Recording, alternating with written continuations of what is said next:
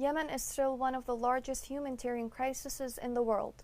More than half of Yemen's population is unable to access food for survival, and the rate of hunger is increasing every day. This report has more details.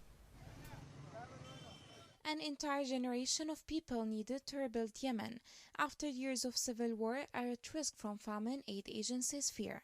8 years of fighting have created one of the world's worst humanitarian crises, with 21 million people in need of help to survive. According to the UN Children's Fund, UNICEF, 2.3 million children are acutely malnourished and nearly 400,000 children under 5 suffering from severe acute malnutrition and are at imminent risk. Annabelle Simonton of the UN's World Food Programme in Yemen said, "You speak to mothers who barely eat, so they can try to scrape together enough to feed their children, yet their children are still suffering from malnutrition. World Food Programme treats them, they get better, then they slide back into malnutrition again." It's very difficult to declare, so a famine requires evidence of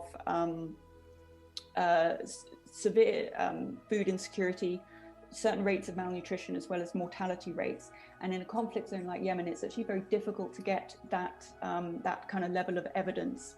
But we shouldn't be waiting for that. The fact is that right now, people are dying of hunger in Yemen, and so the time to act is now, and we certainly cannot wait for a second.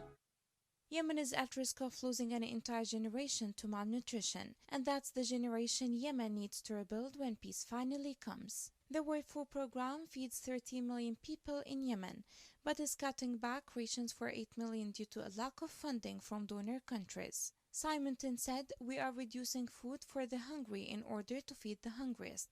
It's really heartbreaking." According to UN estimates, 377,000 people died as a result of the war in Yemen last year. Hugh Owen from Disasters Emergency Committee Scotland said, "More than 20 million people are in need in Yemen.